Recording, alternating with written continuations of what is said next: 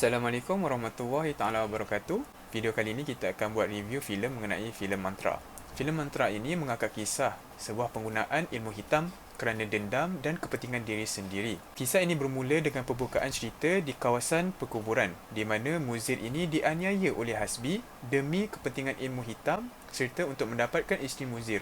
Akibatnya, Muzir ini dipenjarakan seumur hidup. Manakala di dalam penjara, Muzir ini berjaya mendapatkan ilmu hitam daripada seorang embah yang bahkan menemui ajalnya. Namun, ilmu Muzir ini tak cukup sempurna kerana di dalam bilik penjaranya ini dikunci dengan ayat-ayat serta kalimah-kalimah Allah.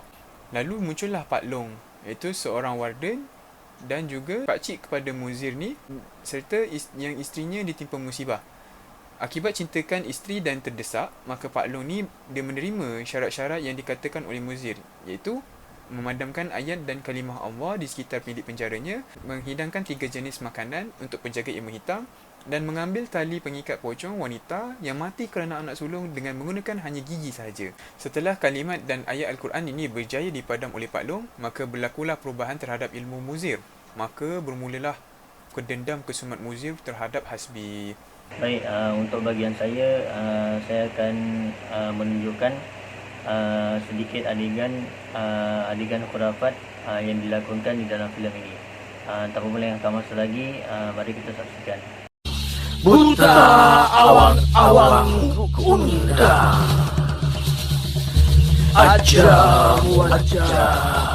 Buta kala sakti diundang.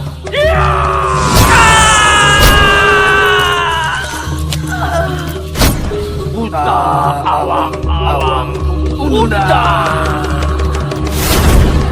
Baik, demikianlah tadi sedikit adegan khurafat yang dilakonkan di dalam filem Mantra ini, di mana adegan tersebut memperlihatkan kepada kita ritual dalam menyeru syaitan. Okey guys, dekat Malaysia ni ada satu undang-undang di bawah Akta 559, Akta Jenayah Syariah Wilayah-Wilayah Persekutuan pada tahun 1997, bahagian kedua, kesalahan yang berkaitan dengan akidah. Seksyen nombor 3, pemujaan yang salah. Yang pertama, mana-mana orang yang memuja alam semula jadi ataupun ada perbuatan yang menunjukkan pemujaan, sama ada memuja kepada orang, binatang ataupun perkara-perkara yang menyalahi hukum syarak, boleh didenda tidak melebihi RM3,000 ataupun dipenjara tidak melebihi tempoh 2 tahun atau kedua-duanya sekali. Yang kedua, mahkamah boleh memerintahkan apa-apa barang, apa-apa peranti atau benda yang digunakan ketika pemujaan tersebut ataupun ada kaitan dengan pemujaan tersebut untuk dihapuskan atau dilucutkan meskipun tiada orang yang dikaitkan ataupun disabitkan dengan kesalahan tersebut. Ini adalah satu undang-undang yang berkaitan dengan khurafat yang berada di negara Malaysia. Okey, seterusnya cadangan yang kedua yang kita boleh kaitkan berkaitan dengan undang-undang adalah di Malaysia kita perlu mewujudkan satu akta ataupun satu undang-undang berkenaan dengan jenayah sihir yang berlaku di Malaysia. Seperti mana yang telah dibuat di Brunei Darussalam, adanya Seksyen 152 Perintah Kanun Hukuman Jenayah Syariah di Brunei Darussalam yang mana berkaitan dengan jenayah sihir itu sendiri. Di Malaysia telah ditunjukkan statistik oleh PDRM menunjukkan bahawa amalan syirik ini ataupun amalan sihir ini telah berleluasa di Malaysia, menyebabkan telah ramai orang merugi berjuta-juta semata-mata untuk bertemu dengan bomoh untuk menyelesaikan masalah mereka dan juga untuk adanya hasad dengki kepada orang lain. Maka perlu di Malaysia untuk kita mewujudkan akta-akta ini supaya kita dapat membela mereka yang teraniaya disebabkan jenayah sihir ini. Baik, saya akan masuk kepada cara mencegah amalan khurafat dari segi pendidikan.